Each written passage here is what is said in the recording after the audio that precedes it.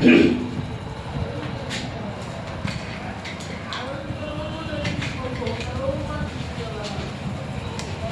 दोस्तों, हम पढ़ रहे हैं हार्ट।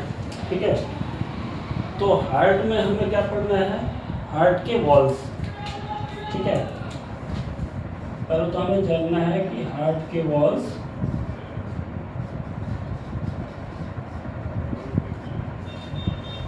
ये होते किस लिए हैं और ये क्या काम करते हैं। ठीक, तो सबसे पहला काम है कि ये जो हार्ट में वॉल्स होते हैं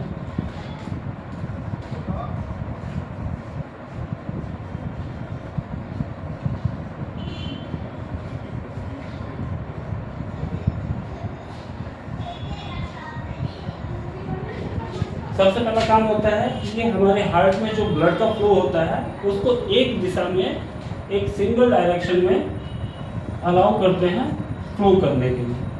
ठीक है, और दूसरा क्या होता है, ये ब्लड के बैक फ्लो को कंट्रोल करते हैं। ठीक है, पहला काम है कि ब्लड को एक सिंगल दिशा में, एक सिंगल डायरेक्शन में फ्लो करने के लिए अलाउ करते हैं, और दूसरा इसको बैक फ्लो से रोकते हैं। सपोज कीजिए कि ये हमारा घर है। ठीक है, ये हमारा घर है और यहाँ पे कहीं दूर एक पानी की टंकी है जहाँ से वाटर सप्लाई हमारे घर को आती है। ठीक, तो इन दोनों के बीच में कहीं एक वॉल लगा होगा जिसको हम रोटेट करेंगे तो ये पानी का जो फ्लो है, वाटर का जो फ्लो है, वो इस दिशा में या टंकी से घर की दिशा में फ्लो करना स्टार्ट करेगा। और ये जो वॉल है, इस वॉल से हम इसके बैक फ्लो को, कि ये पानी वापस टंकी में ना जाए, इसको कंट्रोल करते हैं, और दूसरी चीज़ इसकी क्वांटिटी को कंट्रोल करते हैं कि कितना पानी जाना चाहिए और कितना पानी नहीं जाना चाहिए। सेम इसी तरीके से हमारे हार्ट में भी ब्लड के फ्लो को कंट्रोल करने के लिए वॉल्स होते हैं।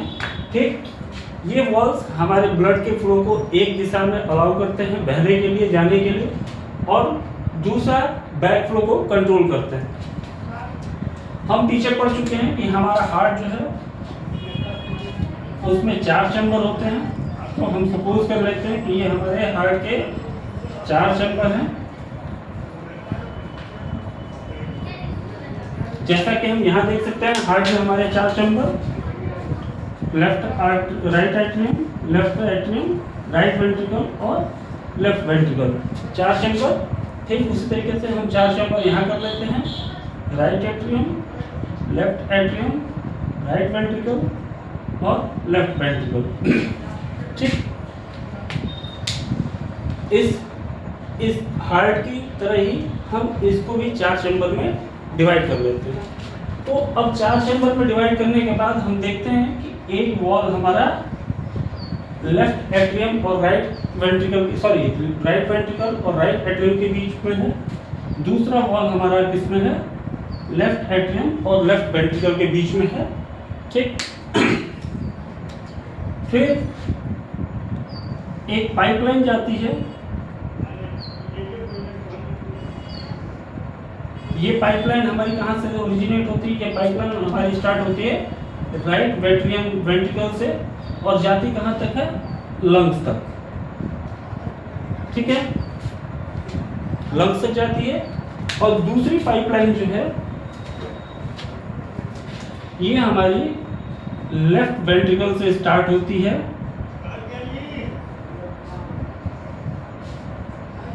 और जाती कहां तक है? जो लेफ्ट वेंट्रिकल से स्टार्ट होती है इसको हम बोलते हैं एरोटा और इसको हम बोलते हैं पल्मोनरी आर्टरी।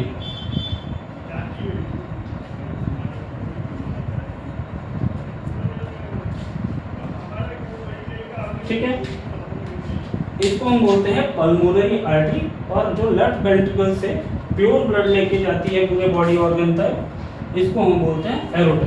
ठीक, तो अब यहाँ हम देख सकते हैं कि राइट एट्रियम और राइट वेंट्रिकुलर के बीच में एक वॉल है, इसको हम बोलते हैं ट्राइकस्पिड वॉल।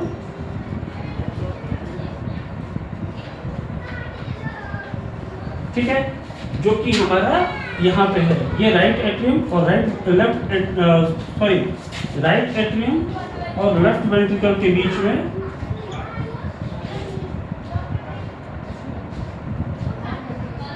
राइट एट्रियम और लेफ्ट एट्रियम के बीच में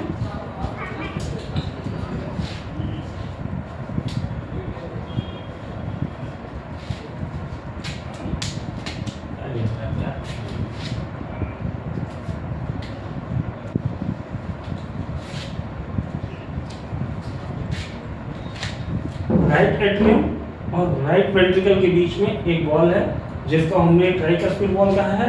ठीक, सेम इसी तरीके से हमारा राइट वेंट्रिकल और लेफ्ट वेंट्रिकल के बीच में एक और वॉल है, जिसको हम बाइकस्पिड या मिट्रल वॉल बोलते हैं। दैट इज बाइकस्पिड और मिट्रल वॉल। ठीक है, तो ये दो तो हमारे एट्रियम और वेंट्रिकुलम के बीच में हो गए। इनको हम बोलते हैं एट्रियो वेंट्रिकुलर वॉल।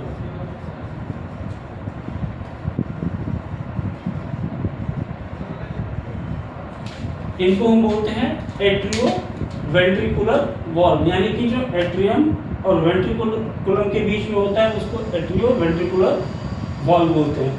ठीक, दूसरा हम देखते हैं ये जो हमारा राइट वेंट्रिकल से पल्मोनरी आर्टरी है लंग्स तक, एक वॉल इसमें भी होता है, जो कि कुछ इस तरीके से है।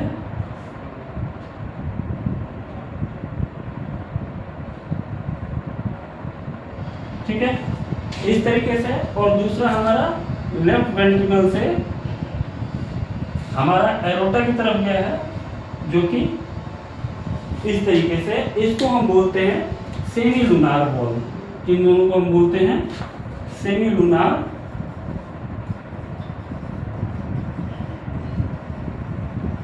वॉल। ठीक है, तो अभी हम देखा कि राइट एट्रियम और राइट वेंट्रिकल के बीच में या लेफ्ट एट्रियम या लेफ्ट वेंट्रिकल के बीच में हमारा ट्राइकस्पिड, मिट्रल वॉल या बाइकस्पिड वॉल है। तो इसके तो दो पार्ट हो गए, एट्रियो वेंट्रिकुलर के, ट्राइकस्पिड और बाइकस्पिड, दो तरीके के वॉल हो गए। और यहाँ पे हमको दो तरीके के वॉल और दिख रहे हैं, दो अलग अलग। तो जो हमारी पल्मोनरी आर्टरी के लिए जाएगी, इसको हम बोलेंगे पल्मोनरी वॉल। जो पल्मोनरी आर्टरी के लिए जाएगी उसको हम बोलेंगे पल्मोनरी वॉल। और जो लेफ्ट एट्रियम से एरोटा की तरफ जाएगी इसको बोलेंगे एरोटिक वॉल। ठीक है, जो लेफ्ट वेंट्रिकल से एरोटा के लिए गई इसको हम बोलेंगे एरोटिक वॉल। तो यहाँ हम समझ सकते हैं कि हमारे हार्ट में कितने दो तरीके के वॉल हो गए, एक हो गया एट्रियो वेंट्रिकुलर और दूसरा हो गया सेमी लूनार। ठीक है, यहाँ पे एरोटा के लिए जो जा रहा है और दूसरा पल्मोनरी आर्टरी के लिए जो जा रहा है, इसको हम बोलेंगे इसको हम बोलेंगे सेमी लूनार और इनको हम बोलते हैं एट्रियो वेंट्रिकुलर वॉल। ठीक, अब एट्रियो वेंट्रिकुलर वॉल में हमारे पास दो ट्राइकस्पिड और बाइकस्पिड। ठीक है, सेम इसी तरीके से हमारा जो हमारा सेमी लूनार है उसमें पल्मोनरी वॉल और एरोटिक वॉल। यानी कि हम देखें तो हमारे हार्ट में चार अलग अलग वॉल हो गए। ठीक, ट्राइकस्पिड, बाइकस्पिड, पल्मोनरी और एरोटिक। ठीक है, तो ये हमारे हार्ट के वॉल हो गए।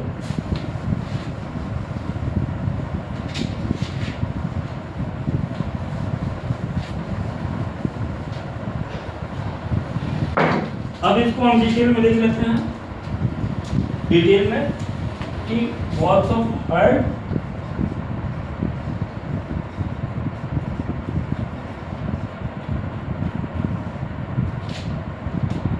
allows blood flow in single direction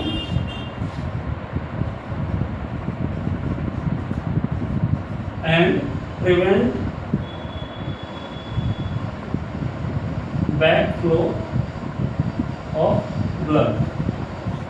इनका काम क्या हो गया, पहले हमारे जो ब्लड है उसको सिंगल डायरेक्शन में फ्लो करने के लिए अलाउ करते हैं और दूसरा बैक फ्लो को हमारे रोकते हैं। अब इसके हम देखते हैं क्लासिफिकेशन। तो हम पहले डिस्कस कर चुके कि हमारे पास दो तरीके के वॉल्व होंगे, एक होंगे एट्रियोवेंट्रिकुलर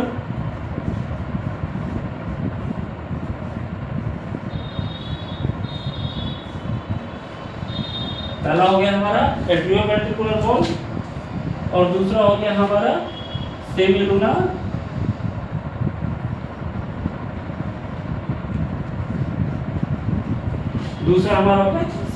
वॉल्व। ठीक, अब एट्रियोवेंट्रिकुलर वॉल्व में हम देखते हैं हमारे पास दो अलग अलग टाइप के वॉल्व हो जाते हैं। एक होता है ट्राइकस्पिड और दूसरा होता है बाइकस्पिड। ठीक है, इसको हम याद करने के लिए लिख देते हैं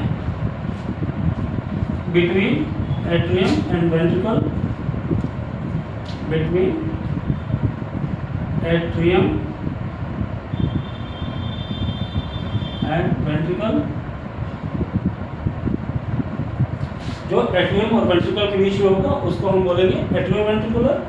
ठीक है, तो एट्रियोवेंट्रिकुलर वॉल्व में हमारे दो तरीके के हो गए, एक हो गया बाइकस्पिड और एक हो गया ट्राइकस्पिड। बाइकस्पिड का मतलब जहाँ पे दो फ्लैप हों,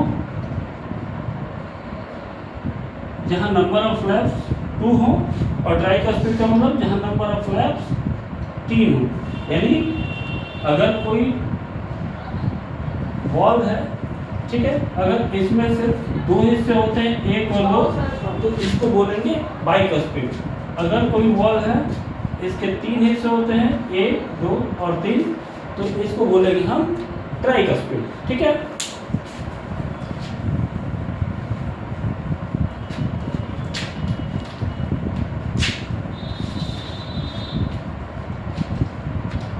हमारा बाइकस्पिड कहाँ होता है, राइट एट्रियम और राइट वेंट्रिकल के बीच में, जबकि बाइकस्पिड कहाँ होता है हमारा लेफ्ट एट्रियम और लेफ्ट वेंट्रिकल के बीच में हमारा बाइकस्पिड वॉल्व होता है। ठीक, अब इसी तरीके से हम बात करते हैं सेमीलुनार की।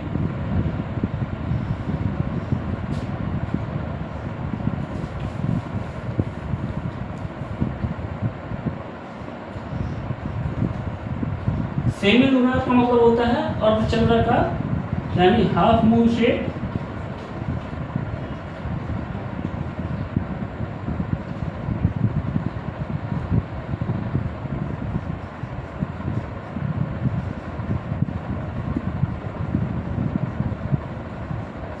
सेमीलुनार का मतलब हाफ मून शेप, ठीक है, अर्धचंद्राकार।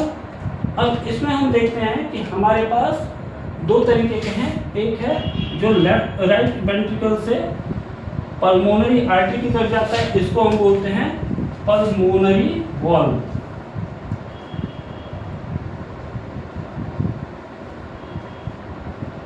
और दूसरा है हमारा लेफ्ट वेंट्रिकल से कहाँ जाता है, एरोटा की तरफ, इसको बोलते हैं एरोटिक वॉल्व। ठीक, तो ये हमारे 4 अलग अलग वॉल्व हो गए। ठीक, पहला है एट्रियोवेंट्रिकुलर और दूसरा है सेमीलुनार। एट्रियोवेंट्रिकुलर में 2 है, ट्राइकस्पिड और बाइकस्पिड, जबकि सेमीलुनार में हमारा पल्मोनरी वॉल्व और एरोटिक वॉल्व। ठीक है, अब ये एरोटिक वॉल्व जो है, ये एरोटिक वॉल्व यहाँ से हमारा प्योर ब्लड कैरी करता है, जो कि हमारे बॉडी ऑर्गन को या दूसरे ऑर्गन्स को सप्लाई होता है। ठीक, अब ये जो एरोटिक वॉल्व में हमारा एरोटा में जो ब्लड होता है, इसी के ब्लड प्रेशर को हम बीपी कहते हैं। ठीक, इसी के ब्लड प्रेशर को हम इसकी दीवारों पे यानी एरोटा के वॉल पे लगने वाले प्रेशर को, ब्लड के प्रेशर को हम ब्लड प्रेशर कहते हैं। अब यही ब्लड प्रेशर जब हम स्टेथोस्कोप लगा के और स्फेग्नोमैनोमीटर से यानी बीपी मशीन से जब सुनते हैं तो हमको एक साउंड सुनाई देती है जिसको हम बोलते हैं लप डब, लप ढब लप ढब। ठीक है, ये साउंड हमको सुनाई देती है। जहाँ पे ये साउंड सुनाई देना स्टार्ट होता है उसको हम बोलते हैं सिस्टोलिक, और जहाँ पे ये साउंड सुनाई देना बंद हो जाता है उसको बोलते हैं डायस्टोलिक। ठीक है, यानी कि ऊपर वाला जो है ये सिस्टोलिक और नीचे वाला डायस्टोलिक। हम अक्सर लिखते हैं हमारा बीपी कितना है 120/80 mmHg, यानी कि ये 120 क्या है सिस्टोलिक ब्लड प्रेशर है और 80 क्या है डायस्टोलिक ब्लड प्रेशर है। ठीक, तो हार्ट के बारे में, हमारा हार्ट के वॉल के बारे में इतना बहुत है, काफी है। ठीक, अब हम बात करते हैं हार्ट में ब्लड सप्लाई की।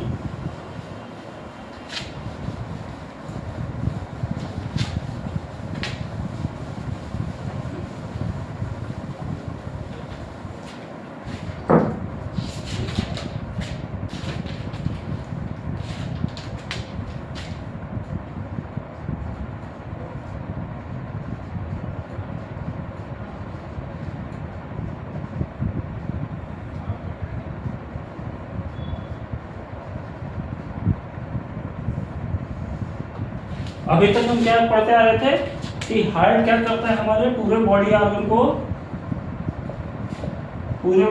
को क्या करता है, ब्लड की सप्लाई करता है। ठीक है, अब हार्ट को भी काम करने के लिए कुछ चीजों की जरूरत होती है, जैसे न्यूट्रिएंट्स, ऑक्सीजन। ठीक है, हार्ट को भी काम करने के लिए न्यूट्रिएंट्स और ऑक्सीजन की जरूरत होती है, तो हार्ट को भी ब्लड की जरूरत पड़ती है, यानी हार्ट में भी ब्लड का फ्लो होता है। ठीक, अब इस ब्लड फ्लो को हम कैसे समझ सकते हैं?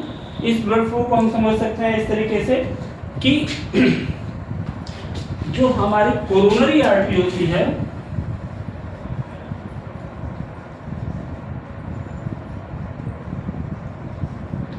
कोरोनरी आर्टरी ये सप्लाई करती है ब्लड को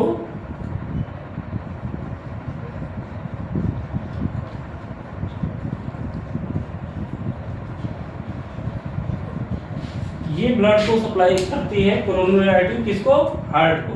ठीक है, यानी कोरोनरी आर्टरी जो है वो हार्ट को ब्लड का सप्लाई देती है, यानी कोरोनरी आर्टरी के माध्यम से हमारे ब्लड में हमारे हार्ट में ब्लड पहुंचता है। अब कोरोनरी आर्टरी जो है, कोरोनरी आर्टरी ये डिवाइड हो जाती है किसमें? कैपिलरी में और आर्टरी में। ठीक है, कोरोनरी आर्टरी ये खुद डिवाइड होती है आर्टरी में और कैपिलरी में, यानी कि ये एक पाइपलाइन है। ठीक, इससे एक ब्रांच निकली, इससे पतली एक ब्रांच निकली। ठीक है, और इस पतली सी ब्रांच से फिर एक ब्रांच निकली, तो इसको हम बोलेंगे कोरोनरी आर्टरी।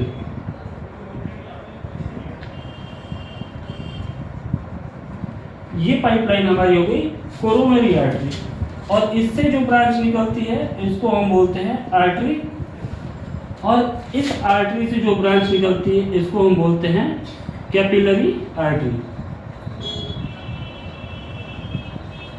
ठीक है, तो जो हमारा हार्ट है इसको कैपिलरी और कैपिलरी आर्टरी दोनों ही ब्लड सप्लाई करती है। ठीक, वापस कैपिलरी आर्टरी और आर्टरी, ये दोनों ही हमारे हार्ट को ब्लड सप्लाई करती है। अब एक चीज और समझने लायक है कि डबल सर्कुलेशन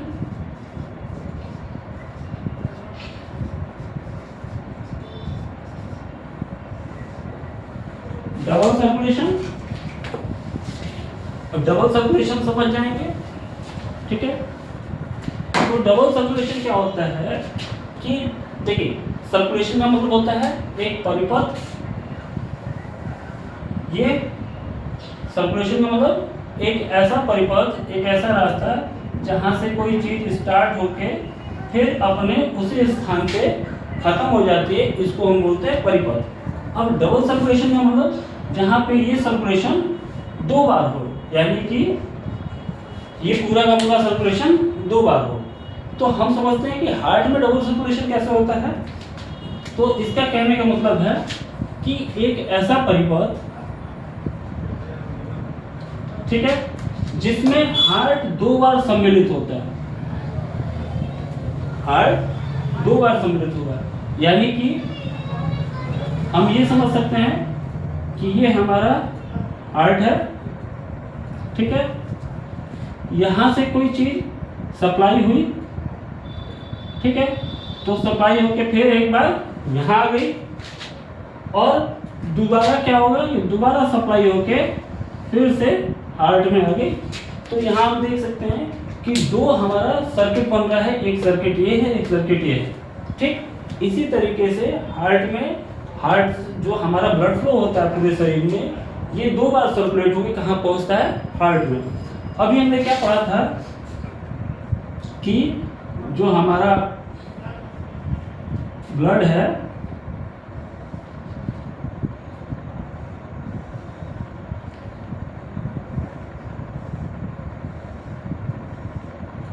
ठीक है, जो हमारा ब्लड है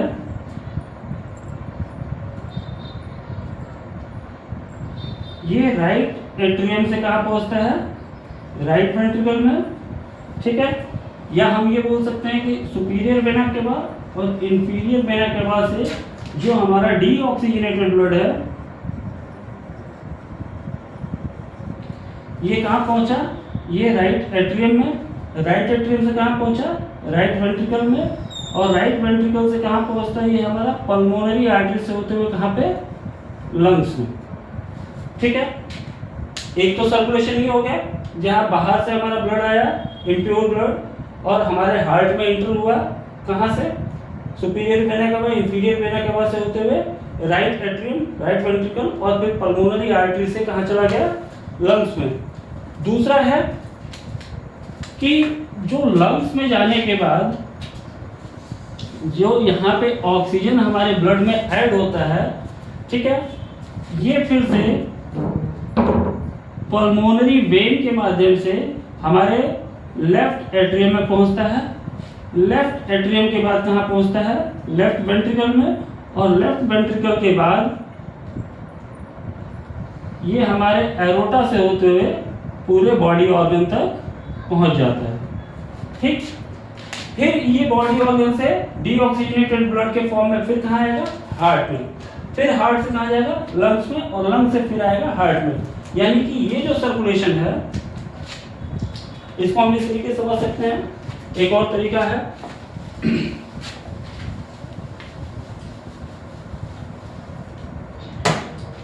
एक तरीका ये है हमारे समझने के लिए, अगर हम इस तरीके से समझ लेते हैं,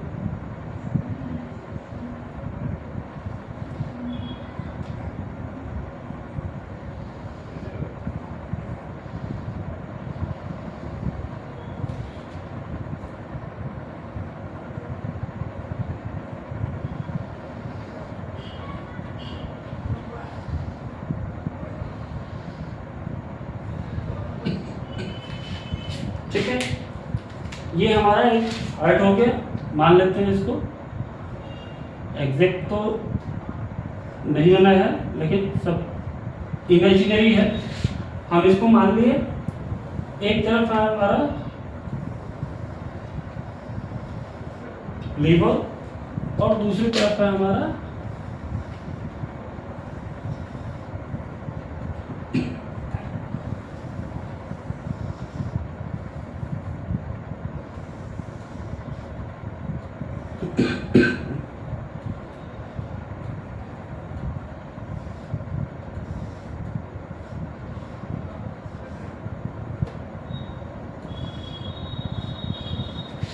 दूसरी तरफ है लंग्स। ठीक है, अब हम सपोज करते हैं कि ये जो हमारा लीवर है,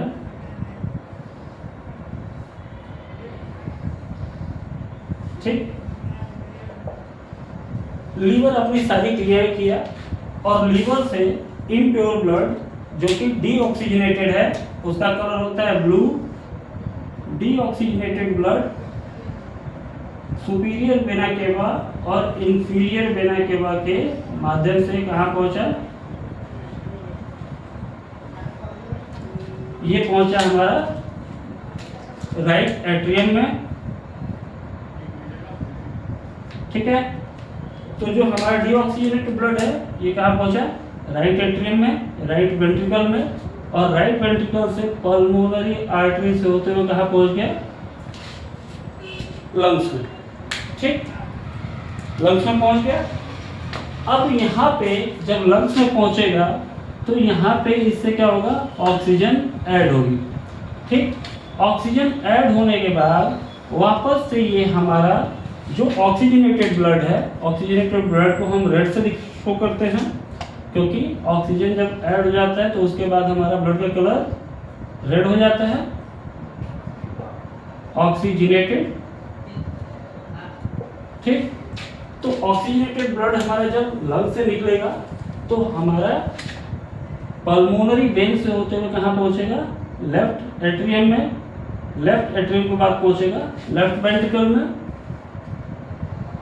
फिर यहाँ से एरोटा से होते हुए फिर से हमारा लीवर को भी दिया जाएगा, सप्लाई कर दिया जाएगा। यानी कि पूरे एक सर्कुलेशन में इम्प्योर ब्लड के प्योर होने और प्योर से इम्प्योर होने के बीच में हार्ट में 2 बार ये ट्रेवल करता है, जिस वजह से इसका नाम हम रखते हैं डबल सर्कुलेशन।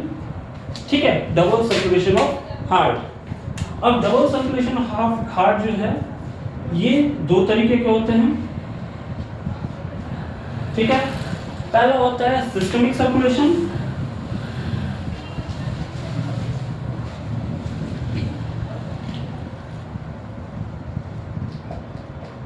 पहला होता है सिस्टमिक सर्कुलेशन और दूसरा होता है पल्मोनरी सर्कुलेशन।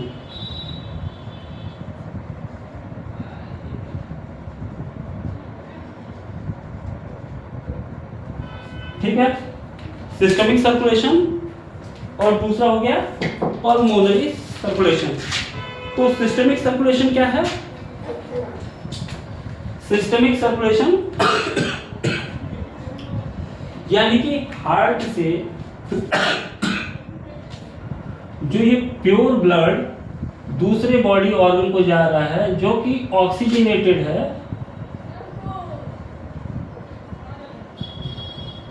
ठीक, इसको हम बोलते हैं सिस्टमिक सर्कुलेशन। यानी सिस्टमिक सर्कुलेशन को हम इस तरीके से लिख सकते हैं कि हार्ट से ब्लड कहाँ पहुंच रहा है? हमारा बॉडी के किसी ऑर्गन में।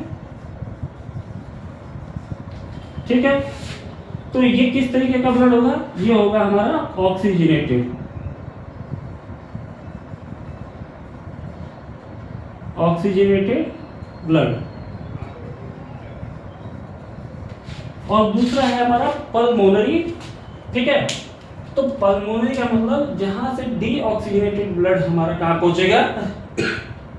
हार्ट में, उसको हम बोलेंगे पल्मोनरी सर्कुलेशन। यानी कि हार्ट से कहां तक पहुंचेगा? डीऑक्सीजनेटेड ब्लड हार्ट में आया, हार्ट के बाद ये डीऑक्सीजनेटेड ब्लड आया और इसके बाद पल्मोनरी आर्टरी से होता हुआ कहां पहुंचेगा? लंग्स में। तो ये किस तरीके का ब्लड होता है? ये होता है डीऑक्सीजनेटेड ब्लड।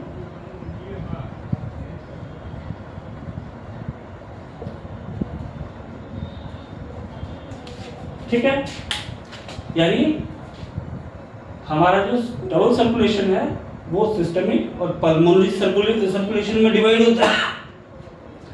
सिस्टमिक सर्कुलेशन में जो हमारा हार्ट है वो बॉडी ऑर्गन को ब्लड की सप्लाई करता है जो कि ऑक्सीजनेटेड होता है, जिसमें ऑक्सीजन मिला हुआ होता है, जबकि पल्मोनरी सर्कुलेशन में हार्ट हमारा लंग्स को सप्लाई करता है इम्प्योर या डीऑक्सीजनेटेड ब्लड।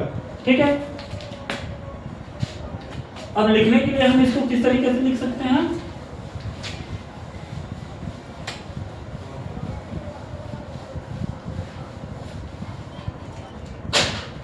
डबल सर्कुलेशन को किस तरीके से लिख सकते हैं?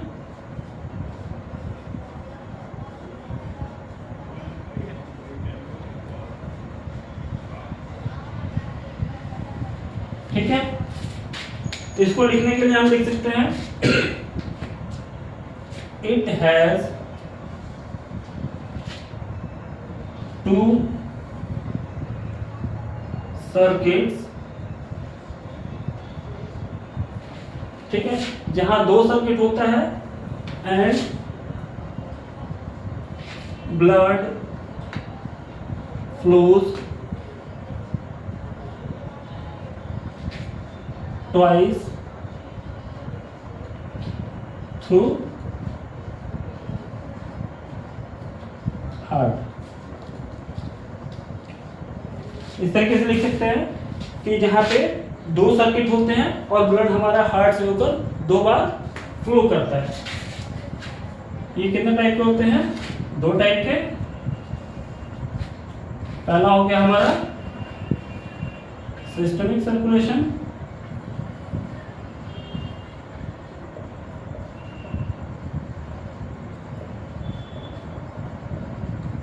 और दूसरा हो गया हमारा पल्मोनरी सर्कुलेशन।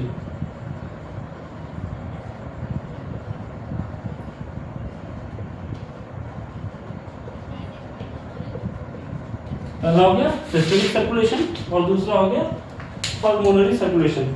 तो सिस्टमिक सर्कुलेशन में क्या होता है? हार्ट जो है ये ब्लड सप्लाई करता है किसको? बॉडी पार्ट्स को, और इसमें सप्लाई होने वाला ब्लड कैसा होता है? ऑक्सीजनेटेड।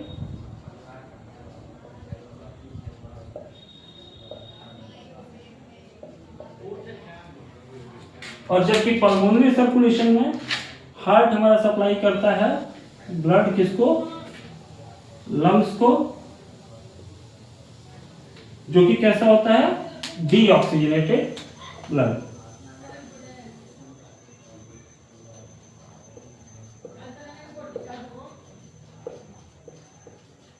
ठीक, इसको हम बोलते हैं इम्प्योर ब्लड और इसको बोलते हैं प्योर ब्लड। ठीक, तो ये हो गया हमारा systemic circulation, sorry double circulation, जहां ब्लड हमारा 2 बार हार्ट पे से होकर फ्लो करता है और इसके लिए 2 अलग अलग पाथ होते हैं। पहला पाथ है सिस्टमिक सर्कुलेशन। सिस्टमिक सर्कुलेशन में हमारा हार्ट से ब्लड सप्लाई होता है किसको?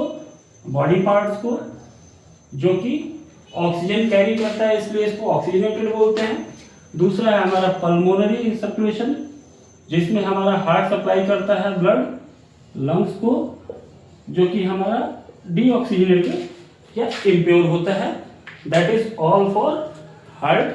ठीक है, अब कल हम हार्ट से रिलेटेड कुछ बीमारियां या डिसऑर्डर्स के बारे में पढ़ेंगे। फिलहाल आज के लिए walls of heart, blood supply into heart और डबल सर्कुलेशन, ये चीज़ें थी जिनको हमने आज कवर किया है। कल हार्ट रिलेटेड कुछ डिसऑर्डर्स पढ़ेंगे। तब तक के लिए धन्यवाद, ख्याल रखिए अपना।